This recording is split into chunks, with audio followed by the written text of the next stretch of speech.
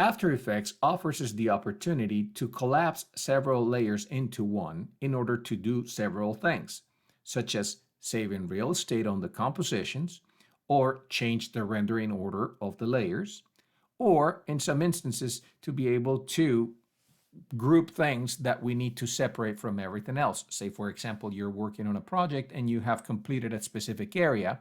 You still don't want to do away with it from the visual. You still need it, but you don't want to run the risk of changing anything on it. You want to create a pre-composition of that in order to make sure that you save the file or that you group the file exactly as is. Pre-compositions work the same way that group layers work in Photoshop, in that they actually put all the layers separate within a group, and they retain the individuality of each layer, but when you go back to working on the main composition, they appear as one layer. So how do we pre-compose? So let's go ahead and work with the file that we have been working with, the rocket and the moon. Let me go ahead and bring that rocket in here, and I'm going to remove all the keyframes for position so that I start from scratch, and I'm going to place that rocket right on top of that fire. Now, what I want to do at this point is I want to I noticed that the flames footage that I have here, it's only 1 second long. If I want to make that longer, I need to interpret that footage in a different way. So to interpret footage, what I want to do is I want to select the footage itself on the composition, on the project window, sorry, and then I'll go under the File drop-down menu and look for Interpret Footage, which should be found down here, Interpret Footage. Now, when I click on the main option for that, a window opens up. The top portion refers to the alpha information that is attached to the file that we're interpreting.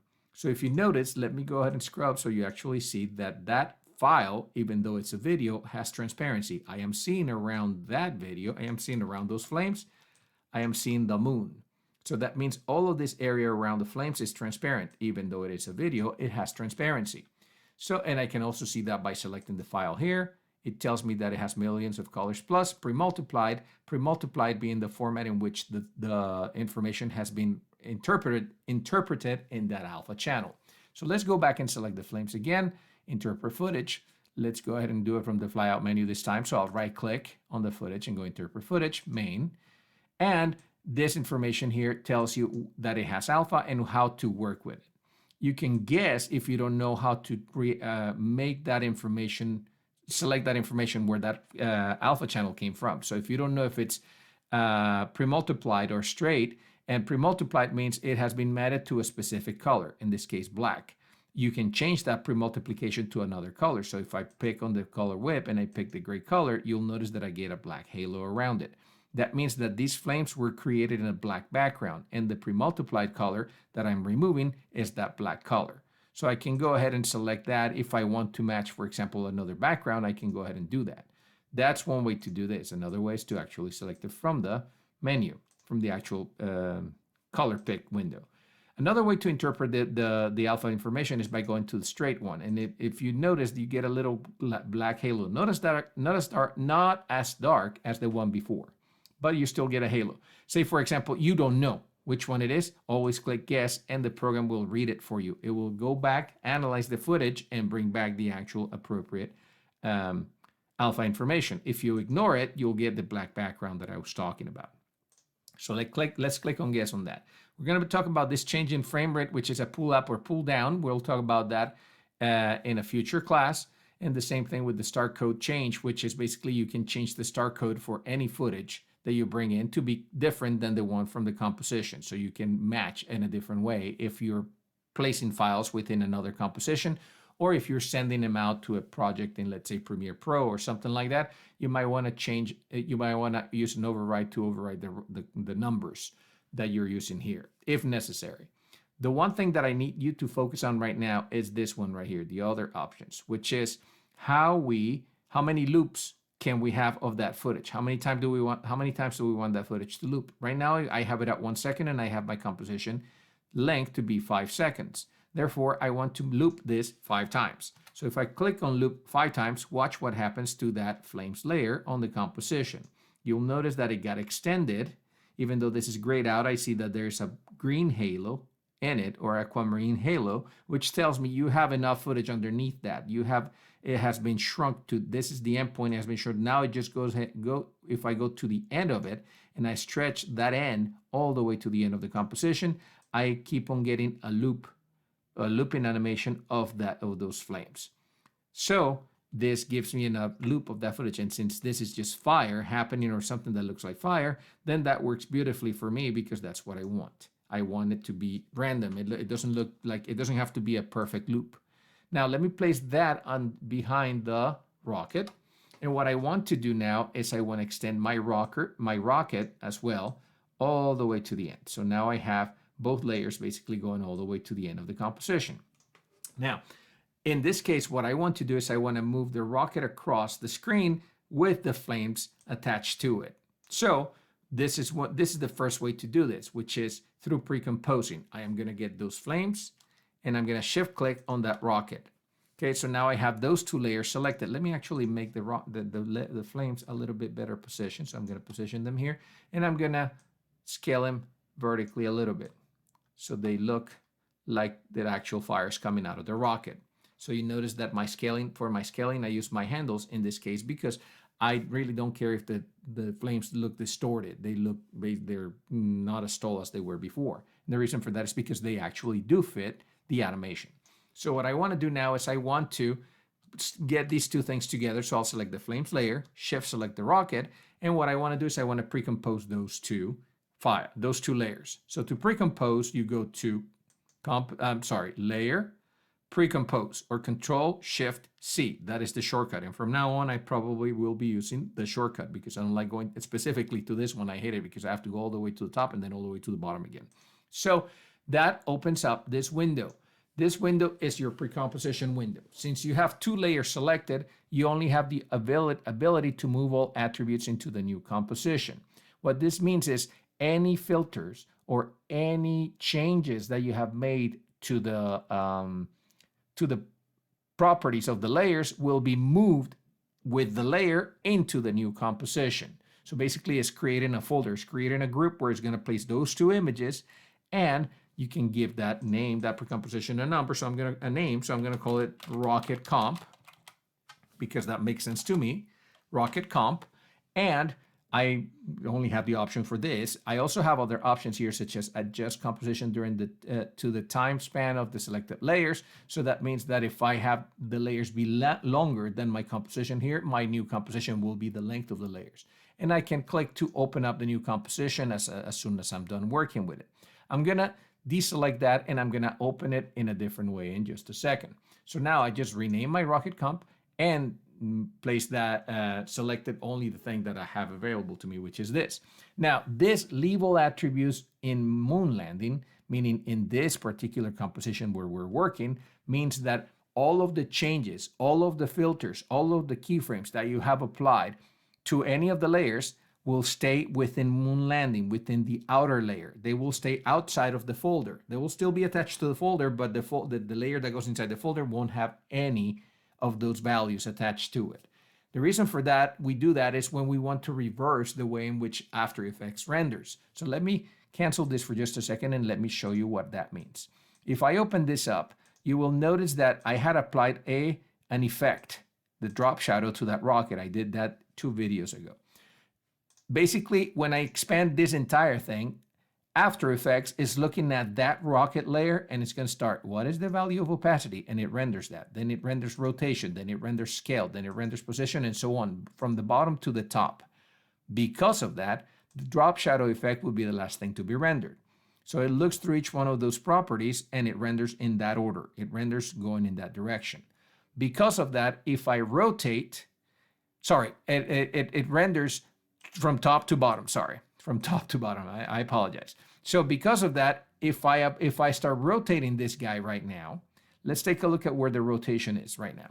So if I rotate this guy at this point, and let's say I apply a rotation value to it right here for rotation at 0, and then over here at 1, I will apply a rotation of 100, let's say 1 rotation. And by the way, rotation is measured in degrees and rotations. So if I click 1 here, that equals 360 degrees. Okay, so my rocket ship is going to rotate 360 degrees. Now watch what is happening right now. Let me turn off the motion blur so you actually can see what is happening. When I start rotating, watch where the shadow is. And as I rotate it, watch where the shadow goes. Now the shadow is on the opposite end. You guys see that? So that means that the shadow, the sunlight was over here, or the spotlight was on this side producing that shadow. Now, when I'm halfway through my animation, my light somehow moved to this side, and that doesn't work. It doesn't work like that in real life. So, and this is one of those cases where I want to render the effect after I rotate it. So in order to do that, I need to reverse the way in which things are rendered. So to do that, what I'll go ahead is I'll only pre-compose that one layer. So let's say, for example, let me first and foremost remove that effect. So to remove the effect, I'll go to the Effects Controls window and I'll select it and cut it, Control X on the keyboard. Now I'm going to pre-compose this layer. So I'm going to right click it and I'm going to either you pre-compose it that way or you use the Control Shift C shortcut. In this case, I'm going to call this Rocket Comp again. And notice that now I have both available to me. Move all of the changes into the existing composition or leave them outside. So for example, if I say, okay, leave them outside, notice now that I have a new composition replacing my rocket layer. Nothing really happened here. But in the composition, in my project, I have a new composition called Rocket, which contains the actual Rocket file. So if I double click on this, it will open up the Rocket composition that I just pre-composed, and there is my layer, the actual layer that I had set up on the other one.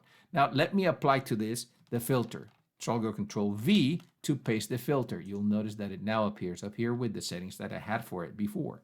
So let's now go back to the previous composition, and you'll notice that my composition now has the filter applied to it. But as I rotate, the shadow still does the same thing. Okay, so I want to change the order in which things were done. So let me go ahead and remove this from here, Control X. And I want to go ahead and actually I'm going to undo all the way till I don't have until I have the rocket. And I'm going to select that shadow, Control X, so that I now have the rocket rotating. Let me pre-compose it. I'm going to move all attributes into the new composition. And then I'm going to apply now you'll notice that I don't have a rotation value here because it went into the Rocket Comp. If you look at inside the Rocket Comp, that's where the keyframes went. So let's go back to the original composition. And then to this one, to this pre-composition, I'm going to apply the shadow. Now watch what happens when I do this. The shadow stays on the right-hand side of the ship. So I have reversed the order in which things are rendered, because precompositions render before the composition that contains them. So the program looks first at Rocket Comp, what I had precomposed, and it says, what's happening here? And it will render this rotation one frame at a time. So it'll go like this to the next frame, boom, one frame. Then it renders that, and then it goes outside and it says, okay, now I'm looking at this one. Oh, you have a drop shadow. Then it draws the shadow based on the position of the artwork. And so that's how you reversed the actual rendering order. Because before, remember, when everything was in the same layer, or when I did the leave all the things outside, basically the composition maintained the drop shadow on it basically as it moved, basically retained the rendering order. But when I moved all those changes, the rotation changes into their own composition, and then I went back up to the main composition and I applied the filter to that composition, then I reverse the order in which things were rendered. And now my shadow is in the appropriate place. That's when you have that first option, only when you're working with one layer only. So let me undo that. And let me now go back to where I wanted to do before, which is have the rocket and the flames together. I'm going to pre-compose them. I'm going to call this Rocket Comp. And that's the only attribute that I have available, since you already know how to open a pre-comp by double-clicking on it on the composition window or on the layer window that it creates. I'm simply going to open new composition this time, so now it opens up. I see my pre-composition with the 2 layers in it, and the pre-composition, when I go back to the main moon landing composition, I see that my layer has been replaced with the pre-comp layer. and the pre-comp layer is here as well in my project window.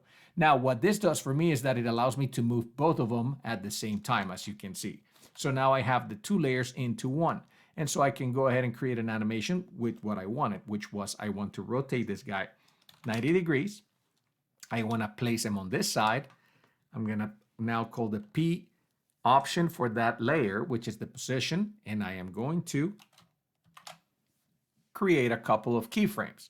So with the rocket on this side, the precomposition layer on that side, I'm going to apply my time, my stopwatch to create the first keyframe. And then I'm going to go to, let's say, 2 seconds, and I'm going to move that layer across the screen.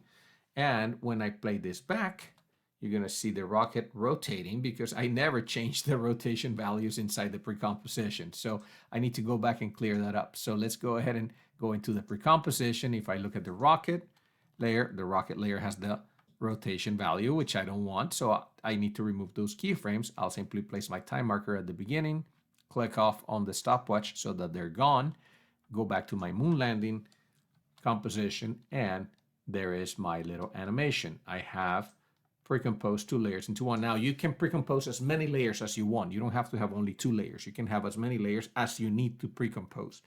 Again, 2 options. The main options being that you want to change the rendering order, which is what I showed you, and that only works with precomposing 1 layer. And the second one being that you want to group several layers in order to control them all as one single layer, which does 2 things. Saves you real estate on the on your composition window and on your timeline. Number 1. Number 2, it also secures the fact that I by accident select the fire only and change the fire. See, if I just move the rocket moves with the fire. So both layers are into one. So it saves me from accidentally changing something. Now you probably notice right now that I did, when I clicked on that layer and I moved it, I basically, because I move it, my path changes for motion and I create a new keyframe. However, you can also create a change in the path without having to create an extra keyframe. You'll notice that as soon as I move that layer, I see these little handles. And those handles you probably recognize from Illustrator as Bezier handles.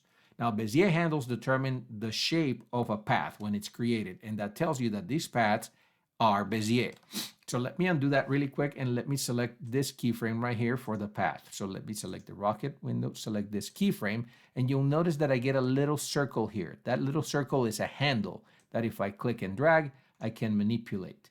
And that changes the shape of the path if I need it to change. Now let me select the other keyframe, but you can see that I don't see it on this side. So how do I move my composition window to the right? The same way you would move your canvas on Photoshop or Illustrator. Press the space bar, get the hand, click to grab the screen, and then move it to the left.